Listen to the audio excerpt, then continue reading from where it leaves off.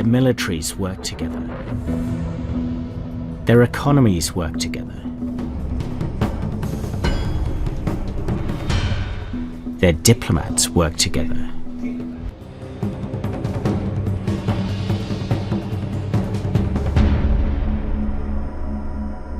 Welcome to GBS Deep Dive with Najma Minhas. In an interesting turn of events for Russia, it suddenly seems to be in the middle of a tug-of-war between two parties, the United States and China.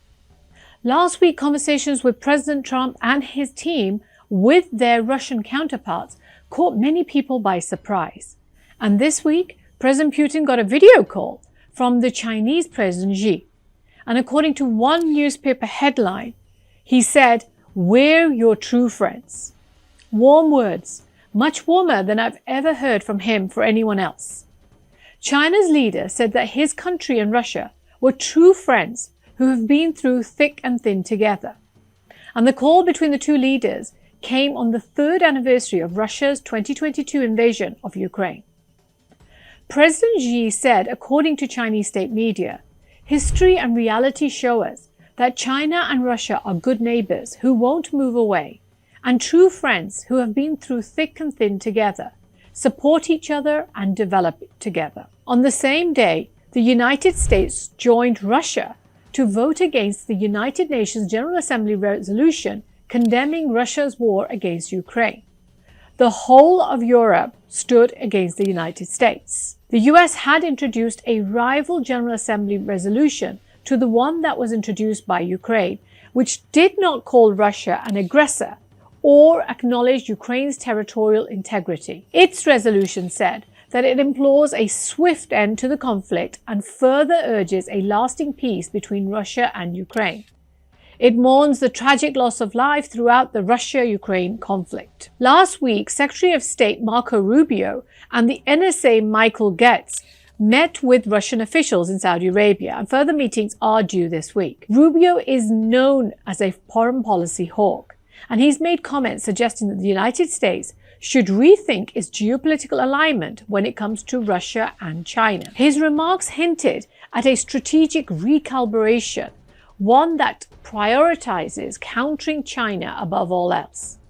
He left literally everyone gobsmacked when he said that ending the war in Ukraine could unlock the door for incredible opportunities to partner with the Russians on issues of common interest that hopefully will be good for the world and also improve our relations in the long term.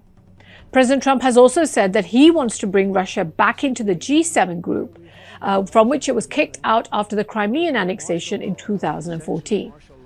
Now, at the same time, a new phrase has been making the rounds in policy circles, the reverse Nixon moment. So what does this mean? Essentially, it refers to the idea that instead of pulling China away from Russia, as Nixon did in the 1970s, the United States should now try to pull Russia away from China. It's a bold idea, but is it even feasible? So today on GVS Deep Dive, I want to look at the geopolitics, the historical parallels, and the real motives behind these sudden whispers of a US-Russia rapprochement. Is this a clever strategy or just wishful thinking? If Washington can drive a wedge between them, Russia would turn back to the West, while China would lose a strategic partner. Is Washington attempting to engineer a rift between these two giants, Russia and China? It's a classic divide and rule strategy, and one that dates back to the Cold War era. But how realistic is it? Please subscribe and press the bell to be notified every time a new video comes out on Tuesdays and Saturdays on Eastern Standard Time. So first, let's break down why the United States would even consider such a move. Since the Ukraine war, Washington has been laser focused on punishing Russia with sanctions, military aid to Ukraine, and diplomatic isolation. But at the same time, the US is also dealing with its biggest long-term rival, China. Many hawks and those that believe in the realist school of power politics, such as John Mersheimer, believe that the United States has made a massive strategic error in focusing its energies on Ukraine and taken actions to needlessly drive Russia into that Chinese panda bear hug. Briefly, the United States is worried about China due to its rapid economic rise, military expansion, and the growing influence it has on global affairs, which challenge American dominance. China's economic power threatens United States industries through advanced manufacturing, state-backed subsidies as it calls them, and control over critical supply chains such as semiconductors and rare earth minerals. Militarily, for the United States, China's assertiveness in the South China Sea, its growing nuclear capabilities, and its strategic alliance with Russia poses security concerns for the United States and its allies in the Indo-Pacific. Politically, China's BRI Belt and Road Initiative has expanded the country's influence across Africa, Asia, and Europe, undermining United States-led global institutions. Additionally, China's technological advancements in AI, 5G, and cybersecurity raises for the United States fears of digital surveillance, espionage, and economic warfare. Now, these factors all contribute to the United States' anxieties over China's potential to reshape the global order, which will diminish the American leadership. So, Washington's hawks believe on this United States strategic chessboard, Ukraine should be that pawn sacrificed to enable the United States to play the bigger game. So, the United States is trying to warm up to Russia in an effort to break Moscow's deepening alliance with Beijing. Western sanctions, which cut off Russian access to the SWIFT system, which enables it to trade with the rest of the world in dollars. It didn't allow Russia to sell its oil or gas. It cut off all the trade of the country. It led the Russians to become almost exclusively dependent on the Chinese, as they became pivotal to keeping the Russian economy afloat. And together, the two countries present a formidable challenge to United States hegemony. Now, this isn't the first time that Washington has played this game, so we're hearing a lot about this being a reverse Nixon moment. So what was the original Nixon moment? It's important to understand so that we can understand current US strategy and if it can be successful. Nixon's historic visit to China in 1972 was all about the United States successfully exploiting tensions between the Soviet Union and Mao's China, pulling Beijing closer to the West and isolating Moscow. Now, that strategy was seen to have laid the path that led to the eventual collapse of the USSR. Nixon called it the week that changed the world, and he refers here to to his historic visit to China from February 21 to February 28, 1972.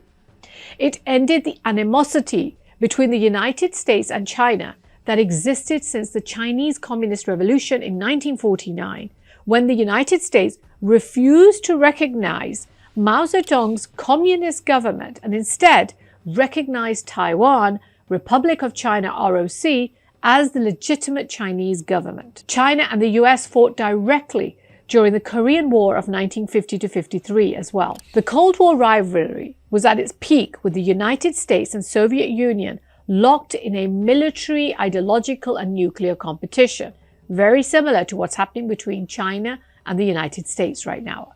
However, by the 1960s, the Soviet Union and China had fallen out due to ideological differences and, more importantly, due to the border disputes that they had.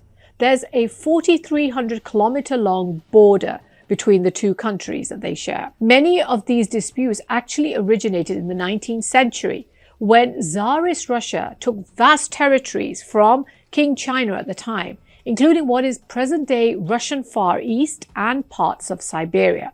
And this is what led to the 1969 Sino-Soviet border war. Nixon and his national security advisor, Henry Kissinger, saw this particular rift as an opportunity. By opening relations with China, the United States could pressure the Soviet Union and gain leverage in the Cold War. China was seen as a potential counterbalance to Soviet power.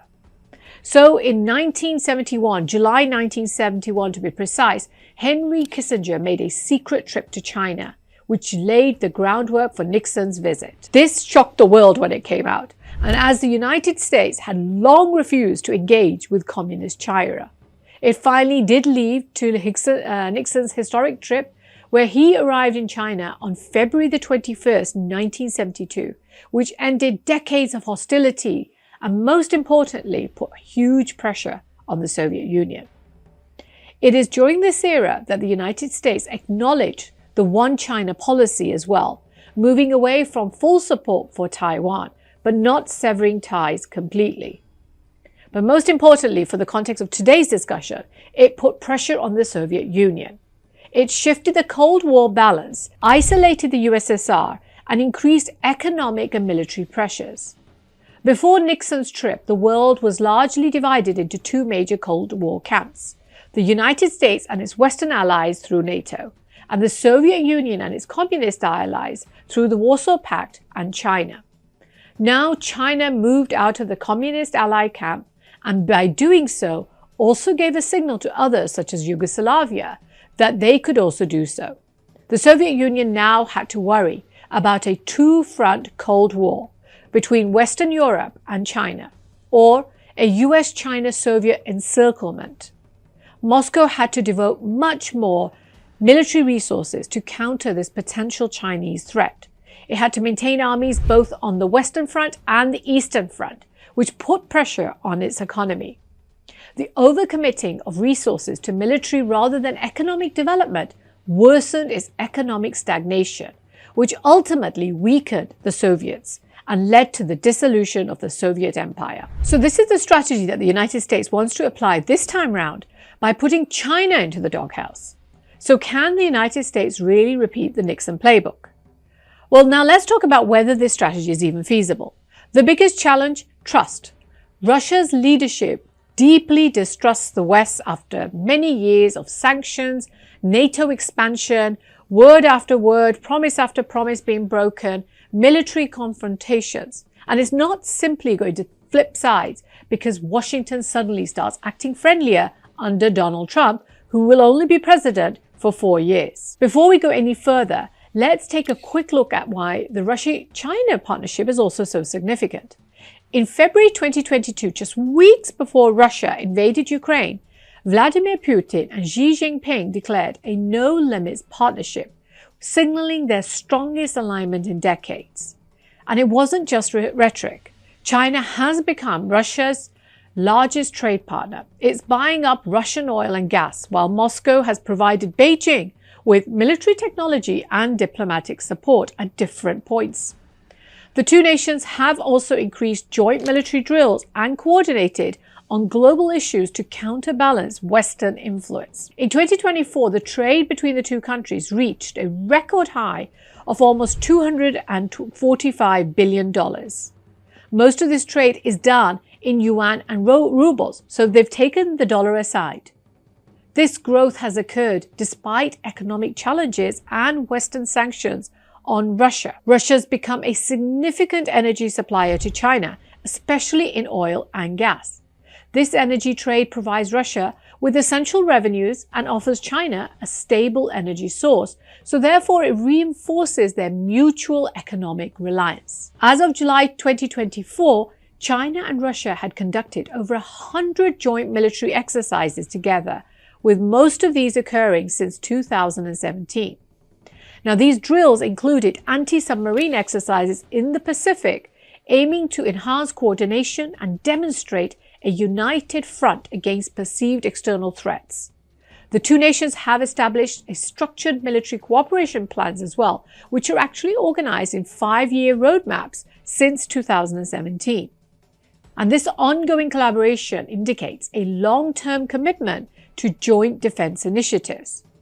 Both countries have also consistently supported each other in international forums, opposing Western-led initiatives and sanctions. This diplomatic solidarity is reflecting a shared interest that they both have in having a global order which is better aligned with their national interests and, as they say, a more multipolar alliance. Beijing has been a crucial economic lifeline for Moscow, helping it to bypass these Western sanctions. So would Putin really risk that for a shaky deal with Washington? Doesn't make sense. Probably not, I think. Unless the United States offers something that's really game-changing. Russia and China, I would say, have learned from their history and their deeper cooperation is important to them more than ever. Now, while there are tensions between the two countries, especially over trade imbalances and sometimes over Central Asia, so far they've managed to keep their partnership very strong.